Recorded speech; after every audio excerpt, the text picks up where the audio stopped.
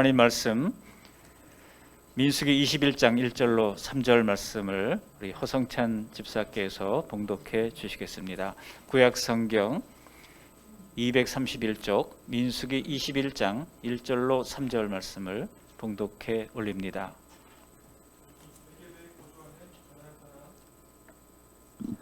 곧 아라세 왕이 이스라엘이 아다림 길로 온다함을 듣고 이스라엘을 쳐서 그중 몇 사람을 사로잡은지라. 이스라엘이 여호와께 서원하여 이르되 주께서 만일 이 백성을 내 손에 넘기시면 내가 그들의 성읍을 다 멸하리이다. 여호와께서 이스라엘의 목소리를 들으시고 가나안 사람을 그들의 손에 넘기심에 그들과 그들의 성읍을 다 멸하니라. 그러므로 그곳 이름을 호르마라 하였더라. 아멘. 설교하는 동안은 마스크를 벗겠습니다. 우리 호르마의 승리라는 제목으로 함께 말씀을 나누게 됐는데요. 우리 지난 한 해 동안은 우리는 정말 생각지도 못한 시간들을 보냈습니다. 2주만 더, 한 달만 더 이렇게 더 하다가 1년이 훌쩍 지나가 버렸습니다.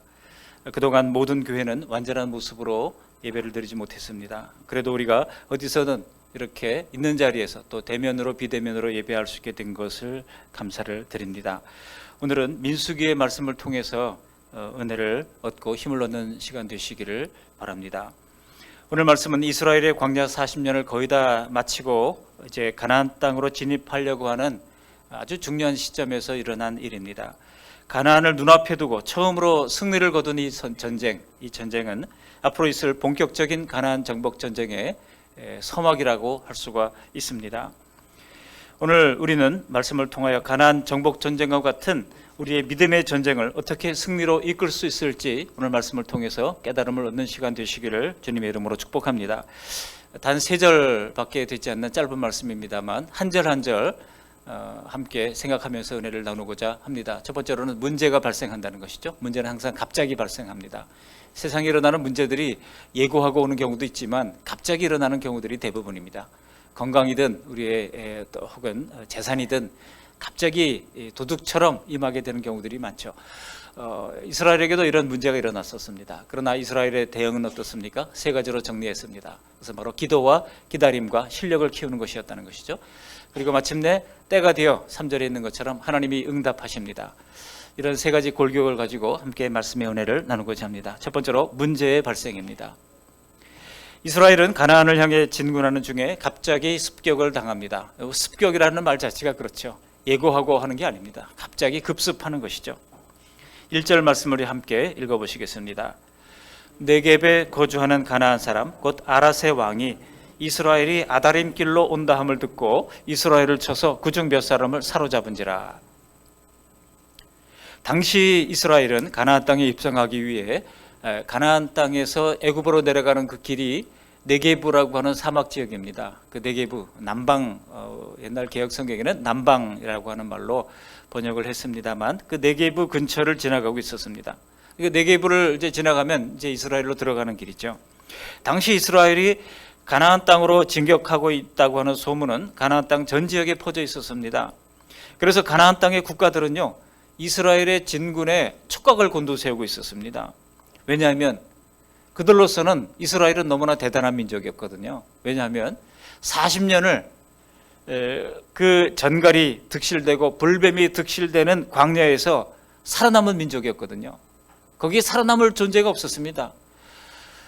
그 크고 두려운 광야라고 이스라엘 백성들도 모세마저 언급을 했던 그 크고 두려운 광야였습니다. 그러나 거기서 생존하고 살아남았다고 하는 이 사실만으로도 가나안 땅의 민족들은 벌벌 떨고 있었던 겁니다. 그것도 한두 명이 아니라 200만 명이나 되는 사람들, 장정들만 60만 명이 되는 사람들이 그 광야에서 40년 동안 살아남았다고? 근데 그들이 우리를 향해서 진군하고 있다고 그들은 떨고 있었던 겁니다. 여러분, 지금도 어느 나라든지 난민 몇백 명 받아주는 거 결코 쉽지 않습니다. 우리나라도 제주도에 어느 나라 난민 들어온다고 그래가지고 논란이 빚어졌던 것 잘 알고 있을 겁니다. 하물며 당시 200만 명이 넘는 국민을 조건 없이 받아줄 나라가 세상에 어디에 있었겠습니까? 그 어느 나라도 순순히 이스라엘 백성들이 지나가도록 허락하지 않았습니다.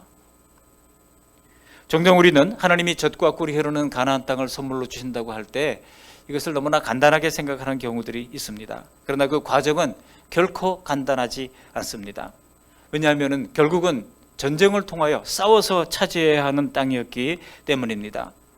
이 광야 생활은 구원받은 성도들의 삶의 여정을 보여주시는 것이라고 말씀을 드렸습니다. 그렇다면 이 가나안 정복 전쟁은 우리가 치러야 할 악한 세력과의 전쟁임을 보여주고 있는 것입니다. 오늘 본문 말씀은 이런 전쟁이 언제든 있음을 알고 대비해야 한다는 것을 가르쳐 줍니다. 싸워서 이기지 못한다면 빼앗긴다는 사실을 가볍게 여기면 안 됩니다. 우리 예수님도 천국은 침노하는 자의 것이라고 했습니다. 싸워서 쟁취하는 자의 것이라고 말씀을 한 것입니다. 문제는 우리는 전쟁을 좀 쉬고 싶어도 악한 영들이 그럴 생각이 전혀 없다는 데 문제가 있습니다. 특별히 영적 전쟁을 선포하려고 할 때마다 항상 제가 느끼는 것이거든요.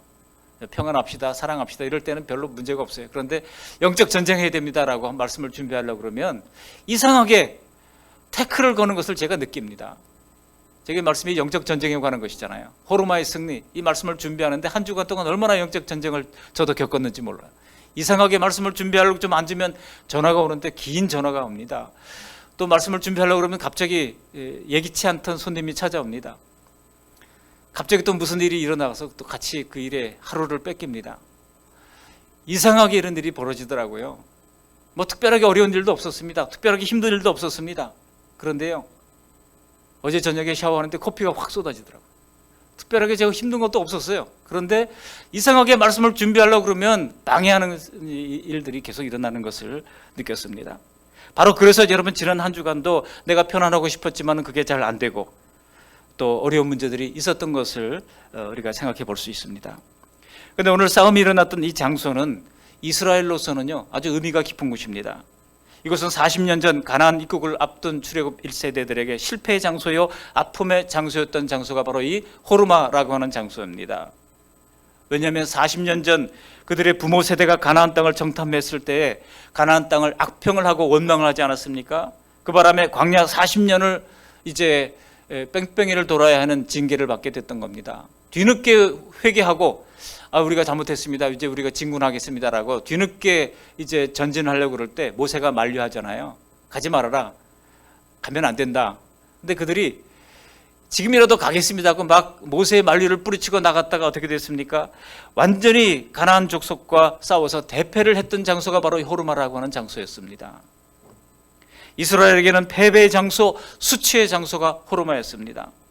그런데 거기서 또 습격을 당하게 된 겁니다. 여러분, 마귀의 공격이 그런 것입니다. 이미 상처가 있는 곳을 파고듭니다. 이미 약점이 있는 그곳을 파고듭니다. 그래서 마귀의 공격은 항상 우리의 약점, 우리의 상처, 우리의 쓴뿌리, 그것을 공격하는 것입니다. 그러므로 항상 우리는 마귀의 공격을 예상하고 대비할 수 있습니다. 여러분 한번 돌아보세요. 늘 그 부분에서 항상 문제가 발생하고 그 부분에서 항상 마귀가 나를 괴롭혔다고 하는 것을 알 수가 있습니다. 우리가 만일 이 영적 전투에 대해서 무지하다고 하면 날마다 패배의 고통을 맛볼 수밖에 없다는 것을 아시고 항상 정신을 바짝 차리시고 대항할 필요가 있는 것입니다. 마귀를 대적하라. 그리하면 그가 너를 피하리라. 특히 우리 삶에서 취약하거나 상처가 많은 부분들, 여러분 하나님께 도움을 간구하면서 그 부분을 적극적으로 방비하고 고쳐나가지 않으면 점점 상처는 넓어지고 깊어질 것입니다. 그러다가 나중에 결정적인 시험을 만나게 되는 것입니다. 그런데 오늘 전쟁의 시작은 이스라엘 몇 사람이 포로로 잡혀가는 것으로 시작이 됩니다. 여러분 전쟁에서 몇 명의 아군들이, 전쟁인데요, 죽을 수도 있는 거 아닙니까? 포로로 잡혀갈 수도 있는 거 아닙니까? 그렇지만은 여러분 그게 만일 내 아내요, 내 자식들이라고 생각하면은 문제가 다릅니다. 여러분 실종 자녀들 둔 부모의 그 절규를 가끔 보게 되는데요. 그들이 10년 전, 20년 전 자녀를 잃어버린 그 순간에 딱 시간이 멈춰져 있어요. 여러분 2006년에 이스라엘의 국경 수비대 가운데 그 국경 수비대 상병 하나가 하마스라고 하는 이제 저항 단체, 팔레스타인 저항 단체 포로로 끌려갔습니다. 테러리스트로 규정되고 있는 그 하마스 단체에 끌려갔으니 이스라엘 군의 사기가 이만저만 떨어진 게 아닙니다. 그럴 때 이스라엘이 그 하마스와 접촉을 하면서 5년간이나 끈질기게 접촉을 하면서 살아있느냐 죽었느냐 물을 때 그 사람들이 계속 살아있다고 이야기하거든요. 그러니까 살아있다면 살아있다고 하는 것을 증명하는 비디오를 좀 보내라 그랬어요. 비디오를 보낼 테니 당신들이 억류하고 있는 당신들이 테러리스트라고 얘기하고 있는 27명의 포로를 돌려보내라고 얘기합니다. 그래서 그 살아있는지 죽었는지 확인하는 비디오를 확인하기 위하여 27명의 테러리스트를 돌려보내면서 살아있음을 확인합니다. 그리고 나서 끈질기게 노력을 해가지고요. 나중에 그 병사를 데려오는데 추가로 1027명의 테러리스트를 다 돌려보내고서야 그 병사를 찾아오게 됩니다. 무슨 라이언 일병 구하기 같은 그런 영화과터 같은 실제 이야기입니다. 여러분, 왜 그래야 했습니까? 아군이 포로로가 된다고 하는 것은 군인들의 사기에 그만큼 중요한 영향을 미치는 것입니다. 그러나 국가가 그 한 영혼을 찾아오기 위해서 그렇게 애를 쓴다고 하는 것을 알게 될 때 병사들은 사기 충천해서 전쟁에서 용감하게 싸워서 승리할 수가 있는 것입니다. 마귀는요, 이스라엘을 낙담시키고 무너뜨릴 수 있는 민감한 사건을 무엇인지를 잘 알고 있었습니다. 마귀는 전면전이 아니라 진을 빼는 작전을 아주 교활하게 진행시키는 존재입니다. 그러므로 우리가 가볍게 생각하고 짓는 죄, 신중하지 못한 언행, 방심한 사이에 하는 실수, 이런 것들에 걸려서 넘어지지 않도록 항상 경계하는 것이 중요합니다. 지금 이스라엘은 가나안 땅 본토 싸움에만 신경을 쓰다가 이런 습격을 당하여 위기를 당하고 말았던 겁니다. 그러므로 여러분, 작은 것도 신경 써야 하는 것입니다. 이렇게 이스라엘은 문제를 만납니다. 그렇지만 여러분, 문제가 있는 곳에는 해결도 있는 법입니다. 문제가 있는 곳에는 해결도 있다. 우리 다시 한번 함께 따라해 보실까요? 시작. 문제가 있는 곳에는 해결도 있다. 문제는요, 해결하라고 있는 것입니다. 이스라엘은 이처럼 문제를 만났지만 그들은 하나님 앞에 해결을 하기 위하여 몸부림치기를 시작합니다. 2절은 바로 그것을 보여주고 있습니다. 우리 2절 말씀을 함께 읽어보시겠습니다. 이스라엘이 여호와께 서원하여 이르되 주께서 만일 이 백성을 내 손에 넘기시면 내가 그들의 성읍을 다 멸하리이다. 이스라엘의 대응은요, 우리가 문제 앞에 어떻게 반응해야 하는가를 가르쳐주고 있습니다. 세 가지로 거기서 요약할 수가 있는데요. 먼저 기도라고 하는 것입니다. 하나님 앞에 기도했습니다. 그들이 어떻게 했습니까? 거기서 하나님 앞에 서원을 했다고 말씀하고 있습니다. 우리가 큰 어려움이든 작은 어려움이든 그 모든 문제들에 대한 해결 방법을 오늘 이스라엘의 대응 모습에서 발견할 수가 있는데, 그것은 먼저 하나님 앞에 간절히 기도하는 것이었다고 하는 것입니다. 우리도 절박한 순간에는요, 자기도 모르게 무릎을 꿇고 하나님 앞에 기도할 수가 밖에 없지 않습니까? 서원 기도는 그런 기도 중에서도 가장 간절한 기도에 해당합니다. 하나님, 이번 한 번만 도와주시면 정말 제가 제대로 한번 살아보겠습니다. 이번 한 번만 도와주시면 정말 제가 제대로 충성을 해보겠습니다. 그렇게 서원하잖아요. 가나안 땅의 영적 전투에서 이기는 방법은 기도 외에는 없었습니다. 그 기도는 지금 이스라엘처럼 서원이 저절로 나올 정도로 절실할수록 더 좋습니다. 제가 청년 시절만 하더라도요, 정말 참 어렵고 힘든 시절이었습니다. 철야 기도를 할 때 불을 끄면은요, 어둠 속에서 이곳저곳에서 흐느끼는 소리가 들리는 것이 다반사였습니다. 주여를 부르는 소리가 남이 들을세라 조용하게 흘러나와도 그 소리에는 간절함이 배어나왔습니다. 그런데요, 요즘은 저부터도 웬만하면 황급한 내용이 아니라면 그렇게 절절한 기도, 정말 처절한 기도, 절실한 기도가 잘 되지 않아서 스스로 답답해하며 안타까워합니다. 그래도 할 수만 있다면 절박한 성도님들의 사정을 역지사지로 생각해 보면서 더 느끼며 기도하려고 애를 쓰고 있습니다. 여러분, 안 되면 될 때까지 간절히 기도하면 우리 예수님 두드리면 열린다고 하셨잖아요. 우리의 기도는 현실을 구하는 것입니다. 우리의 기도는 하나님 앞에 뜬구름 잡는 기도를 드리는 게 아니에요. 어떤 분들의 기도 제목을 이렇게 카드를 낸 거 보면 너무 좀 뜬구름 잡는다는 생각을 할 때가 있어요. 우리 예수님의 기도는요, 현실적인 기도였습니다. 겟세마네에서 기도할 때 아버지여, 할 수만 있으면 이 잔을 내게서 옮기시옵소서, 아주 현실적인 기도를 예수님은 들으셨던 것입니다. 또 요한복음 17장의 예수님의 중보기도의 모습을 보시면 주님께서는 제자들을 위해서 기도했습니다. 내가 비옵는 것은 세 번이나 말씀하시면서 제자들을 위하여, 그 제자들로 말미암아 복음을 들을 사람들을 위하여 우리 예수님께서는 현실 기도를 하나님 앞에 드리셨던 것입니다. 사도들 역시 마찬가지입니다. 사도들이 드렸던 기도들 역시 현실적인 기도를 드렸던 것을 볼 수가 있습니다. 오늘 본문에서 이스라엘의 기도도 마찬가지입니다. 2절 하반절에 보면 주께서 만일 이 백성을 내 손에 넘겨주시면 내가 그들의 성읍을 다 멸하리이다. 하나님 앞에 기도하고 있는 것입니다. 이처럼 이스라엘은 먼저 하나님 앞에 기도했습니다. 두 번째 해결 방법이 무엇입니까? 문제에 대한 두 번째 이스라엘의 해결 방법은 하나님의 결정을 기다린다고 하는 것입니다. 어떻게 하라고요? 하나님의 결정을 기다려요. 내가 판단하고 내가 결정하고 내가 하는 게 아니에요. 하나님이라면 어떻게 하실 것일까? 예수님이라면 어떻게 하실 것인가? 여러분, 미국의 이 JJWD 운동 굉장히 확산되고 있습니다만 책도 많이 나와 있고요. JJWD가 뭡니까?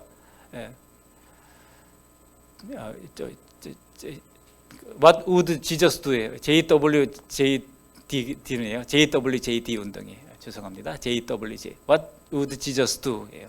예수님이라면 어떻게 할 것인가라고 하는 것입니다. 우리가 이 전투의 과정에서 본받아야 할 것은 이스라엘이 하나님의 뜻을 묻는 기도를 하면서 하나님의 결정을 기다렸다는 것입니다. 왜냐하면 어떤 전쟁은요, 하나님께서 허락하지 않은 전쟁도 있거든요. 하나님이 올라가라 하면 올라가고, 하나님께서 하지 말라 그러면 하지 말고, 하나님께서 붙여주시면 하고 그래야 되는데, 그렇지 않고 내 멋대로 했다가 이미 40년 전에 호르마에서 이 백성들의 조상들은 크게 실패를 맛봤잖아요. 신명기 23장 7절에 보면 너는 에돔 사람을 미워하지 말라, 그는 내 형제임이라고 말씀하고 있습니다. 여러분, 이스라엘 백성들이 가나안 땅을 이제 향해서 올라갈 때 소위 왕의 대로라고 하는 길을 올라갑니다. 근데 그 길로 가면은요, 금방이면 도착할 수 있어요. 불과 며칠이면 200만 명이라 할지라도 행군해서 도달할 수 있는 거리입니다. 100km면 그저 한 3일이면 갈 수 있는 거 아닙니까? 개인 홀로 단신 걸어간다 그러면 훨씬 더 빠르게 갈 수도 있겠죠. 그런데 여러분, 그 길을 우리가 조용히 지나갈 테니 길을 좀 내달라고 그러니까 그 지역을 차지하고 있던 에돔 족속이요, 그것을 군대를 동원해서 막는 겁니다. 평화롭게 건너가겠다고 하는데도 군대를 동원해서 막고 못 가게 하는 겁니다. 그런데 하나님께서 뭐라고 그러십니까? 이 에돔 족속을 치지 말라고 그래요. 내 형제라고 하면서. 그래서 어쩔 수 없이 하나님의 명령을 따라서 400km를 더 돌아서 광야길로 가나안 땅을 향해서 들어가게 된 겁니다. 광야길로 돌아가서 나중에 요단강을 건너서 들어가는 그 길을 우회를 하게 됐던 것이죠. 왜 그래야 했습니까? 하나님이 하라고 하지 않았기 때문에 전쟁을 할 수가 없는 것입니다. 여러분, 우리는 내가 매일 무엇과 싸워야 하는지를 기도를 통해서 알게 됩니다. 우리가 매일 만나야 하는 일터의 사람들, 가족들, 또 교회의 성도들, 그 중에 오늘 누가 내게 시비를 걸어올지 아무도 모릅니다. 가만히 내가 만나는 사람과 대화의 행동을 한번 생각해 보십시오. 적어도 한 명쯤은 나를 기분 나쁘게 하고, 적어도 한 명쯤은 나를 짜증나게 하고, 적어도 한 명쯤은 나를 불안하게 하고, 적어도 한 명쯤은 나를 화나게 하는 언행을 하는 경우들을 우리는 지난 한 주간도 만났을 겁니다. 그렇다고 여러분, 우리가 그들 모두와 싸우면 안 됩니다. 하나님, 어떻게 됩니까? 이 문제를 어떻게 해결해야 되겠습니까? 참아야 됩니까? 돌아가야 됩니까? 아니면 정면 이제 전쟁을 해야 됩니까? 네, 여러분, 어떤 문제들은요, 사실 그 사람의 문제이기보다는 내 문제가 훨씬 더 많더라고요. 곰곰하게 반성을 해보니까 뭐 저희 경우는 내 문제가 항상 거의 한 80%는 제 문제들이더라고요. 거의 사람 사이의 갈등에는요, 더 많은 원인이 그 사람보다 내한테 있는 경우가 더 많습니다. 한번 따라해 보실까요? 내 탓이요. 시작. 내 탓이요. 내 탓이요가 훨씬 더 많아요. 물론 정말 부당하게 악을 행하는 사람이 있다면 우리는 그럴 때 더욱더 주의를 해야 합니다. 또한 적극적으로 해를 끼치는 사람이 있다고 그러면 자칫하면 전면전이 되기 쉽잖아요. 교회라고 해서 그런 문제가 없습니까? 아닙니다. 교회 안에서도 그런 갈등 때문에 교회가 갈라지는 예들이 얼마나 많은지 모릅니다. 그러므로 여러분, 일방적으로 나를 악하게 되는 사람들 앞에 우리는 즉각적으로 반응하기에 앞서서 하나님 앞에 물어봐야 합니다. 하나님, 어떻게 해야 되겠습니까? 내 판단에 앞서서 먼저 간절히 기도하며 하나님의 지혜를 구하면서 하나님의 결정을 기다려야 하는 것입니다. 이스라엘은 그랬습니다. 하나님의 결정을 기다렸습니다. 만일 이 백성을 내 손에 넘기시면 하나님, 제가 하겠습니다 라고 하나님의 결정을 기다렸던 것입니다. 마지막 세 번째로 이스라엘의 반응은 어떤 반응이었습니까? 그것은 바로 실력을 길렀다고 하는 겁니다. 거기 하반절에 이렇게 되어 있어요. 내가 그들의 성읍을 다 멸하리이다. 내가 멸해야 되는 겁니다. 하나님이 멸해 주시지 않아요. 하나님이 힘 주셔서 하나님이 주신 힘으로 내가 멸해야 하는 것입니다.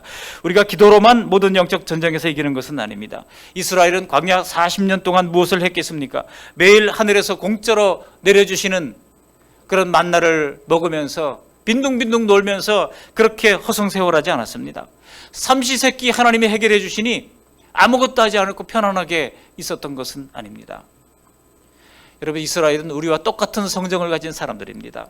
하나님이 광야 생활 뒤에 저 젖과 꿀이 흐르는 가나안 땅을 주실 텐데 거기 살던 사람들이 순순히 땅을 내놓지 않을 것이라고 하는 것쯤은 상식적으로 다 아는 내용일 겁니다.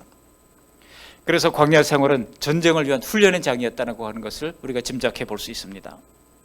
훈련의 장이지 그냥 먹고 노는 장이 아니었던 거예요. 민수기 26장을 보시면 하나님께서 모세에게 명령하셔서 이스라엘 사람들의 총수를 계수하게 하십니다. 하나님이 직접 백성들의 수를 계수하게 하십니다. 1차 계수가 있고 2차 계수가 있습니다. 물론 다윗 때 하나님이 계수하지 말라고 그랬는데도 계수했다가 징계를 받았지만 하나님이 계수하라고 했던 데가 있습니다. 왜 계수하라고 하셨습니까? 그때 성경을 보시면 이렇게 기록을 하고 있습니다. 우리 한번 읽어보실까요? 민수기 26장 2절 말씀을 함께 읽어보십니다. 시작. 이스라엘 자손의 온 회중의 총수를 그들의 조상의 가문을 따라 조사하되 이스라엘 중에 20세 이상으로 능히 전쟁에 나갈 만한 모든 자를 계수하라 하시니. 계수하되 누구를 계수하라고 그랬어요? 20세 이상으로 전쟁에 나갈 만한 모든 자를 계수하라고 그랬습니다. 전쟁에 나갈 자. 그러니까 이 얘기는요, 지금 전쟁을 준비하라고 하는 말씀인 것입니다. 훈련이 꼭 필요한 것은 훈련이 있어야, 훈련에 땀방울이 있을 만큼 여러분 전쟁에서는 목숨이 핏방울이 줄어드는 겁니다. 이스라엘 백성들이 처음 출애굽 때는 전투 경험이 전혀 없는 그런 오합지졸들 아니었습니까? 그런 오합지졸들이었기 때문에 에돔과 싸우지 말고 광야길로 돌아가라고 하나님께서 피신을 시켰던 거예요. 그러나 지금은 다릅니다. 하나님께서는 40년 그들을 광야에서 훈련을 시켰던 겁니다. 우리에게는 적절한 훈련으로 다져진 실력이 있어야 합니다. 이 실력이 부족하면 인생을 담대하게 살아나기가 힘든 것입니다. 여러분, 믿음의 삶은 단지 마음으로 믿는 것만으로 끝나는 것이 아닙니다. 제가 특별히 감사하는 것은 좀 힘들지만은 성경 필사하면서 말씀을 더욱더 세밀하게 보게 되었다는 것입니다. 정말 이곳에 이런 말씀이 있었구나 깨닫고 그 말씀을 더 들여다보게 됐습니다. 성경 필사는 우리의 믿음에 말씀의 갑옷과 말씀의 검을 주시는 것입니다. 에베소서 6장에 이 전신갑주에 대한 말씀이 나오지 않습니까? 하나님의 전신갑주를 입으라고 말씀하는데 그 가운데 공격무기는 하나밖에 없어요. 바로 말씀의 검, 말씀의 검이라고 하는 것입니다. 예리한 하나님의 말씀의 양날검으로 우리가 무장할 때 악한 사단마귀가 한 길로 왔다가 7길로 도망가는 역사가 일어날 줄로 믿습니다. 그렇게 성경을 필사하면서 말씀의 은혜를 받고 또 구역 모임을 카톡방을 통해서 이제 성경 묵상을 할 수 있는 건 얼마나 감사한지 모릅니다. 좋은 기회입니다. 물론 어르신들 카톡방을 잘 활용하기 어려운 분들은 이제 종이로 함께 나누면서 그 말씀을 날마다 묵상할 수 있는 것도 얼마나 좋은 기회인지 모릅니다. 이 일에 헌신하는 우리 구역장 권찰님들께 깊이 감사를 드립니다. 또한 내게 맡겨진 크고 작은 사명에 능숙한 것은 그리스도인들로서 세상에서 능히 소금과 빛의 사명을 다하는 그런 힘이 된다고 믿습니다. 우리 학생들은요, 실력을 길러야 합니다. 학교에서는 공부하는 데 실력을 길러야 하는 것이고 또 가게를 한다고 그러면 최상의 서비스를 통해서 오시는 고객들에게 만족을 주고 감동을 줄 수 있어야 할 것입니다. 각자가 속한 분야에서 숙련된 기술과 능력을 갖추도록 노력해야 하는 것입니다. 하나님께서 왜 다윗을 왕으로 선택했습니까? 그가 광야에서 양떼를 칠 때 그 양떼를 치는데 아주 탁월한 그런 목자로서의 이 모습을 감당하는 것을 보시고 이제 이스라엘의 목자로 그를 세워주셨던 것입니다. 얼마 전 우연히 텔레비전을 보다가 이 삽자루 하나에 50년 인생을 걸었던 사람의 이야기가 나오더라고요. 그래서 보는데 얼마나 제가 감동을 받았는지 몰라요. 원주 시온산업사 유병태 사장 이야기인데요. 그렇게 삽자루 하나에 평생을 걸고 잘 부러지지 않고 견고한 삽자루를 만들어 가지고 내는 그 사람의 이야기를 들으니까 감동이 되더라고요. 여러분, 그것이 무슨 일이든지 그 일에 평생 최선을 다해 헌신하는 사람들의 모습은 너무나 매력적이고 아름답습니다. 그런 분들이 만들어내는 물건들은요, 참 품위가 있다고 느껴집니다. 일에 대한 자신감과 대단한 자부심도 얼마나 좋아 보였는지 모릅니다. 우리 성도님들 모두 사회생활에서 맡겨진 일에 그렇게 숙련되고 멋지게 일하는 우리 모두가 되었으면 좋겠습니다. 이스라엘 백성들이 그랬다는 거예요. 이처럼 문제에 대한 이스라엘의 해답은 바로 기도였고, 그리고 하나님의 결정을 기다리는 기다림이었고, 그리고 실력을 기르는 실력을 배양하는 일이었다는 것입니다. 마지막 세 번째 대지입니다. 이렇게 이스라엘이 대응하니까 하나님이 드디어 응답해 주셨습니다. 어떻게 응답하셨습니까? 우리 3절 말씀을 함께 읽어보시겠습니다. 여호와께서 이스라엘의 목소리를 들으시고 가나안 사람을 그들의 손에 넘기심에 그들과 그들의 성읍을 다 멸하니라. 그러므로 그곳 이름을 호르마라 하였더라. 사랑하는 성도 여러분, 우리가 잊지 말아야 할 사실이 무엇입니까? 모든 전쟁은 하나님께서 우리 손에 이기도록 넘겨주셔야 이길 수 있다는 것입니다. 옛날 개혁 성경에 보면 붙여주셔야 이길 수 있다는 것입니다. 가나안 사람을 그들의 손에 넘기심에 그랬습니다. 전쟁에 필요한 모든 실력을 우리가 다 갖추었다고 하더라도, 하나님께 기도하고 또 전쟁에 필요한 모든 실력을 갖추었다고 하더라도 하나님이 허락하신 것만큼 이길 수 있는 거예요. 하나님이 허락하셔야, 하나님 넘겨주셔야 우리가 할 수 있는 것입니다. 여기서 우리가 주목해야 할 중요한 단어 하나가 나오는데요, 바로 호르마라고 하는 단어입니다. 이 호르마라고 하는 단어는 이 멸하다라고 하는 하람이라고 하는 단어에서 나온 것입니다. 호르마라고 하는 것은 멸하는 장소를 뜻하는 단어입니다. 이 하람이라고 하는 단어는요, 똑같은 철자에 헤렘이라고도 부를 수 있어요. 이 하람이라고 하는 동사와 헤렘이라고 하는 동사가 같은 철자예요. 근데 뜻이 약간 다릅니다. 이 헤렘이라고 하는 것은 이 칼로 가르다라고 하는 뜻을 가지고 있습니다. 가르는데 옆으로 가르는 게 아니라 세로로 쪼개서 가르는 것을 말합니다. 아브라함이 하나님 앞에 제사를 드릴 때 백성을 세로로 쪼개는 것과 마찬가지예요. 그런 게 하람이에요. 헤렘이에요. 헤렘. 근데 하람이라고 하는 것은 진멸하여 바치다라고 하는 뜻을 가지고 있습니다. 이스라엘이 가나안 땅을 정복하는 전쟁은요, 바로 이 헤렘 전쟁이었어요. 하나님께서 그들을 진멸하여 쪼개어 하나님께 바치는 전쟁이었다고 하는 것입니다. 여러분, 이 멸하는 이 호르마의 전쟁, 하람의 전쟁을 보면서 사람들이 오해를 하는 경우들이 있습니다. 하나님 너무 잔인한 거 아니야? 그렇게 생각하는 분들이 있습니다. 거기 사람들이 무슨 죄를 졌다고 그렇게 이야기하는 분들이 있습니다. 여러분, 오해하지 마십시오. 그 가나안 땅에 살던 7 부족에 대한 하나님의 전쟁은요, 헤렘 전쟁이었던 겁니다. 그들의 죄에 대한 하나님의 진멸 전쟁이었던 겁니다. 그들의 죄악이 관영해서 하나님께서 이스라엘을 통하여 그들의 죄를 진멸하는 하나님의 공의의 전쟁이었던 것입니다. 그러니까 이것은 나라 간의 영토 전쟁과는 근본적으로 차이가 있는 완전히 다른 전쟁인 것입니다. 이 전쟁은 아브라함 때부터 이미 하나님께서 정해진 전쟁이고, 가나안 땅을 죄악으로 더럽히던 이 가나안의 7 부족에 대한 하나님의 엄중한 심판의 전쟁이었던 것입니다. 그래서 그것을 진멸하여 하나님께 바쳐드리는 전쟁이었다고 하는 것입니다. 이 진멸 전쟁은 결국은 죄로 말미암아 죄악이 가득 찬 이 세상과 죄인들에 대한 하나님의 최종적 심판을 예표하고 있습니다. 다만 죄인들은 그들의 일생의 죄악된 삶에 대하여 심판을 받지만 그 심판을 행하시는 하나님의 거룩함이 여기서 드러나는 것입니다. 그래서 하나님께서 가장 공정하고 가장 거룩한 공의로 판결을 하면서 전쟁을 하시는 것입니다.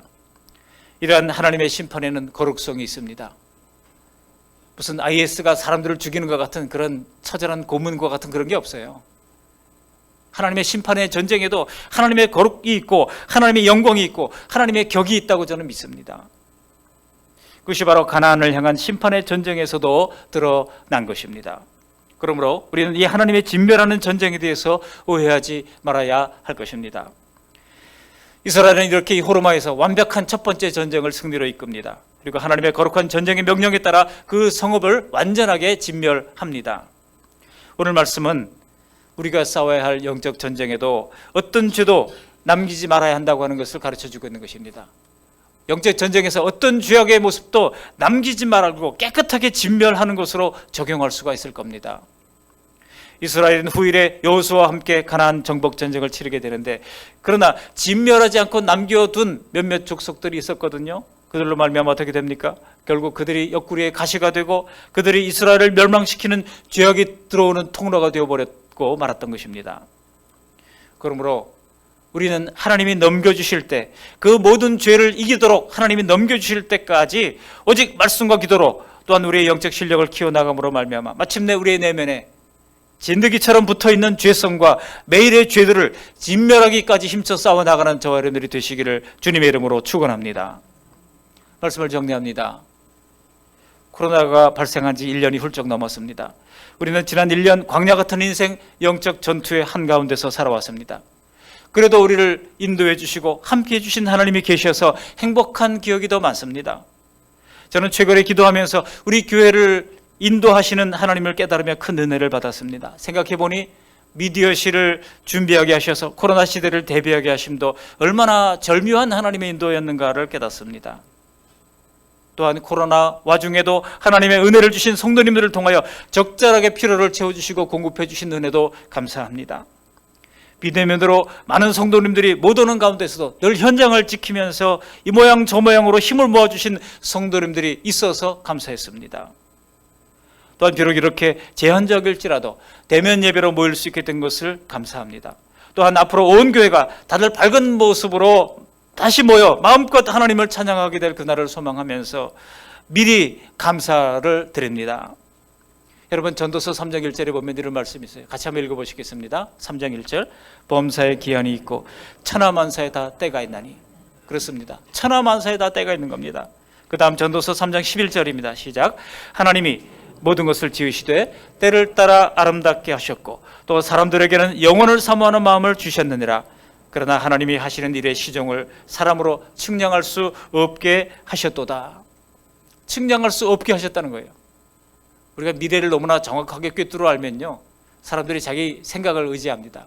자신의 지혜를 의지합니다. 그렇게 하지 못하도록 미래를 알지 못하게 하셨다는 거예요. 이것도 감사한 겁니다. 그러니 미래가 알 수 없으니 우리는 하나님 앞에 엎드려 기도하고 하나님 앞에 붙어 있을 수 있는 거예요. 우리가 미래를 정말 깨알같이 다 들여다볼 수 있다고 그러면 누가 하나님을 섬기겠습니까? 내일 일을 알 수 없는 것도 하나님의 은혜예요. 우리는 내일 일을 알 수 없습니다. 그러나 그렇기에 더욱더 하나님만을 의지할 수 있으니 감사한 것입니다.